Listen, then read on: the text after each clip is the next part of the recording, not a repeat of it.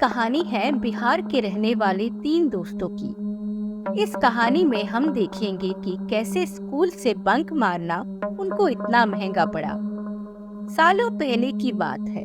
बिहार के एक गांव शिवन में 3 दोस्त अमित, रोहन और सोनू रहते थे। तीनों एक ही स्कूल में पढ़ते थे। तीनों में से किसी की भी पढ़ने में ज्यादा रुचि नहीं थी। एक दिन तीनों घर से तो स्कूल जाने के लिए निकले, लेकिन उस दिन तीनों बिल्कुल सहमे सहमे और घबराए हुए स्कूल की तरफ बढ़ रहे थे, क्योंकि आज स्कूल में उनके मंथली यूनिट टेस्ट का रिजल्ट आने वाला था और उनको पहले ही पता था कि वो किसी भी हाल में पास नहीं होने वाले। टीचर की पिटाई से बचने के लिए अमित के दिमाग में एक तरकीब आई। यार, अगर आज हम स्कूल गए ना तो हमारी खैर नहीं, बहुत पिटाई होगी हम सबकी। इससे अच्छा तो ये है कि हम जंगल चलते हैं और छुट्टी के टाइम पे वापस आ जाएंगे। किसको क्या ही पता लग रहा है यार। सोनू और रोहन भी अमित की इस बात के लिए सहमत हो गए और फिर तीनों ने सोच लिया था कि आज वो किसी भी कीमत पर स्कूल नहीं जाएंगे। और फिर तीनों जंगल की तरफ चल दिए और कुछ देर में वो जंगल में पहुंच गए। चलते फिरते कभी वो पेड़ के पत्तों को तोड़ते तो कभी पेड़ पर लगे फलों को। तीनों अपनी मस्ती में जा रहे थे, तभी उन्हें शेर की जोरदार दहाड़ सुनाई पड़ी। शेर की दहाड़ सुनते ही तीनों की सिट्टी पिट्टी गुल हो गई और अब बिना कुछ सोचे समझे वो जंगल में दौड़ने लगे।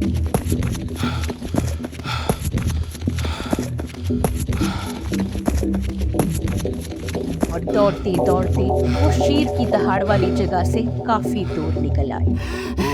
काफी देर तक दौड़ने से वो थक गए और एक पेड़ के नीचे रुककर आराम करने लगे। कुछ देर सुस्ताने के बाद अब जैसे ही तीनों ने अपनी नजर चारों तरफ घुमाई तो चारों तरफ सिर्फ घना जंगल और जंगली जानवरों की डरावनी आवाजें। दरअसल वो अपना रास्ता भटक गए और अब उनको नहीं पता था कि वो किस दिशा में जा रहे हैं। अब उनके लिए ये सबसे बड़ी मुसीबत थी कि जाए तो जाए कहाँ। काफी देर विचार विमर्श करने के बाद तीनों ने एक दिशा को चुना और उस पर चलने लगे। वो कुछ ही दूरी पर चले थे कि उनको जंगल में एक गुफा दिखाई दी। तीनों को लगा शायद इस गुफा में कोई रहता होगा और अब वो ही उनकी मदद करेगा यहाँ से निकलने में। ये सोचकर तीनों गुफा के अंदर चले गए।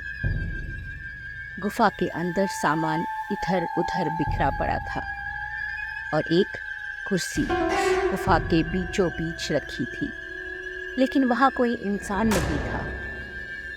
अरे यार, यहाँ पे भी कोई नहीं है। अब हम क्या करें? मैं तो बहुत थक गया हूँ यार। तुम लोग एक बार रास्ता देख के आओ ना, जब तक मैं इस कुर्सी में आराम कर लेता हूँ। ये कहते कहते सोनू उस कुर्सी पर बैठ गया। कुर्सी पर बैठते ही अचानक से सोनू की आंखें अंगारों की तरह लाल हो गईं और देखते ही देखते सोनू के बड़े बड़े दांत निकल आए जो खून से सने हुए थे और अचानक से वो जोर जोर से चिल्लाने लगा। अब लूंगा मैं बदला, नहीं छोड़ूंगा किसी को, पूरे गांव को कच्चा चबा जाऊंगा। सोनू का ये भयानक रूप और डरावनी आवाजों ने अमित और रोहन के होश उड़ा दिए। दोनों को कुछ समझ नहीं आया कि एकदम से हुआ क्या। बस दोनों अब अपनी जान बचाने के लिए वहां से भागने लगे।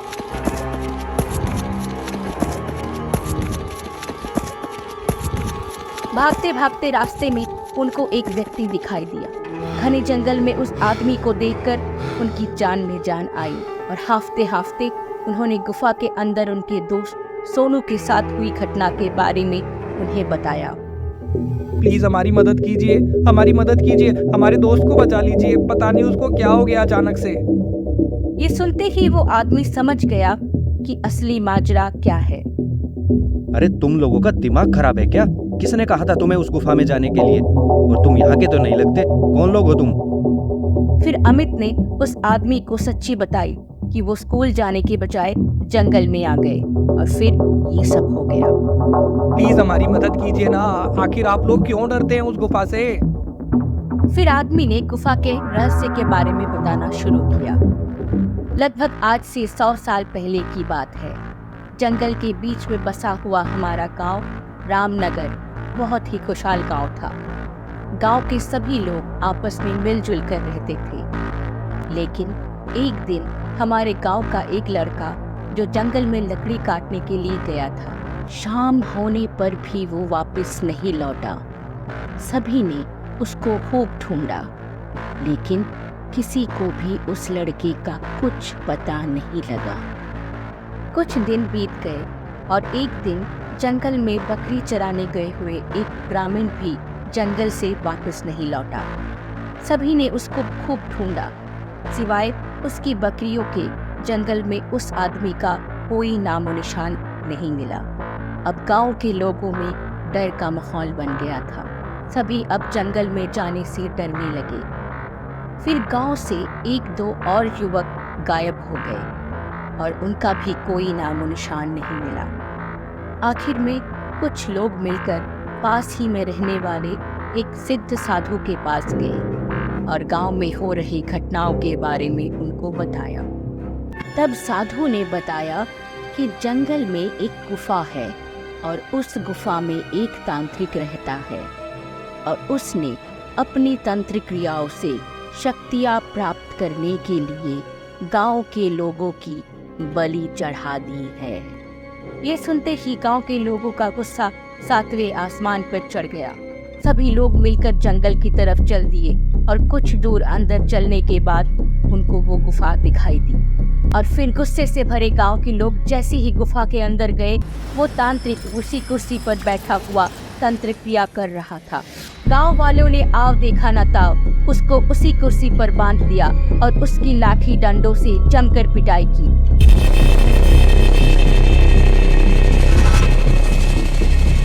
और उसकी एक बार में जान निकालने के बजाय उसको उसकी कुर्सी पर बंधा हुआ छोड़कर आ गए ताकि वो तड़प तड़प कर मर सके। और हुआ भी ऐसा ही। वो कई दिनों तक भूखा प्यासा और दर्द के मारे तड़पता रहा और अंत में उसी कुर्सी पर मौत हो गई। लोगों को लगा कि अब गांव पर से तांत्रिक का साया खत्म हो गया था और फिर सभी ने खुशी खुशी अपना जीवन व्यापन करना शुरू कर दिया। लेकिन हद तो उस दिन हो गई जब गांव में एक चोर घुस आया। जैसे ही चोर एक घर में चोरी कर रहा था तो बर्तन गिरने की आवाज से उस घर का मालिक नींद से उठ गया। मालिक के उठते ही चोर वहां से जान बचाकर भागने लगा। पूरे गांव में चोर चोर की आवाज गूंज रही थी और सभी चोर के पीछे दौड़ पड़े। अपनी जान बचाने के लिए चोर जंगल की तरफ भाग पड़ा और भागते भागते वो उस गुफा के पास पहुंच गया। अंधेरे में गांव वालों को वो दिखाई नहीं पड़ा और वो इधर उधर ढूंढने लगे। लेकिन तभी उनको गुफा से जोर जोर से चिल्लाने की आवाज सुनाई पड़ी।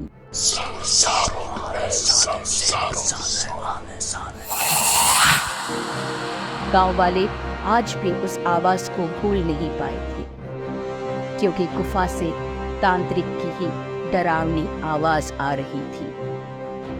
दरअसल वो चोर उस गुफा में चला गया था और गलती से उस कुर्सी पे बैठ गया था। कुर्सी पर बैठते ही तांत्रिक की आत्मा उसके अंदर घुस गई। उसके मुंह से तांत्रिक के रोने चिल्लाने की आवाजें निकल गईं। गांव में किसी की हिम्मत नहीं हुई कि वो उसको उस कुर्सी से छुड़ा कर ले आए और कुछ दिनों में वो चोर भी उस कुर्सी पर मर गया। उस दिन के बाद से ही गांव वालों ने उस गुफा की तरफ मुड़कर नहीं देखा और पीढ़ी दर पीढ़ी उस गुफा का खौफ बढ़ता गया। और देखो, आज तुम्हारा दोस्त भी उस भूतिया कुर्सी के चंगुल में फंस गया। आज वो भी जिंदा नहीं बचेगा। अरे नहीं नहीं, आप ऐसा मत बोलो, कुछ तो उपाय होगा ना। काफी देर सोचने के बाद उस आदमी को याद आया कि जंगल में एक सिद्ध बाबा ध्यान में लीन है। शायद उनके पास कोई उपाय हो। वो अमित और रोहन को अपने साथ लेकर बाबा के पास पहुंच गया और उनको प्रणाम कर पूरी घटना के बारे में बता दिया। फिर साधु ने उनको समझाया कि ये उसी तांत्रिक की आत्मा है। आज भी उसकी आत्मा उस कुर्सी में ही रह रही है। वो बस इंतजार कर रहा है कैसे भी तुम्हारे गांव का कोई आदमी उस कुर्सी पर आकर बैठ जाए। फिर वो उसके अंदर घुसकर पूरे गांव को खत्म कर देगा। ये तो शुक्र है अभी तक अनजान लोग ही उस कुर्सी पर बैठे हैं। इसका एक ही समाधान है। फिर साधु ने योजना को उन तीनों को बताया और अपने साथ एक मशाल लेकर गुफा की तरफ चल दिए। गुफा के पास पहुंचकर उन्होंने गांव के उस आदमी को गुफा के अंदर जाने को कहा। साधु की बात मानकर वो आदमी डरता हुआ गुफा के अंदर गया। उस आदमी को देखते ही सोनू के अंदर घुसी हुई तांत्रिक की आत्मा बदले की आग से भर गई और सीधा ग्रामीण की तरफ बढ़ने लगी। सोनू को अपनी तरफ आता देख वो आदमी गुफा से बाहर की तरफ दौड़ पड़ा और सीधा तांत्रिक के पास पहुंच गया। जैसे ही सोनू गुफा से बाहर निकला, योजना के अनुसार पहले से ही तैयार अमित और रोहन गुफा में मशाल लेकर चुपचाप घुस गए और उन्होंने उस कुर्सी को जला दिया। और जैसे ही यहाँ वो कुर्सी जली, वैसे ही सोनू के शरीर से तांत्रिक का आत्मा जलकर हमेशा हमेशा के लिए इस लोक से चली गई और सोनू बेहोश होकर नीचे गिर गया। कुछ देर बाद सोनू को भी होश आ गया। इस तरह स्कूल से बंक मारना उनको इतनी बड़ी मुसीबत के मुंह में ले आया। तीनों को अपनी गलती का एहसास हो गया और उस दिन से तीनों ने फैसला किया कि कभी भी कोई ऐसा काम नहीं करेंगे।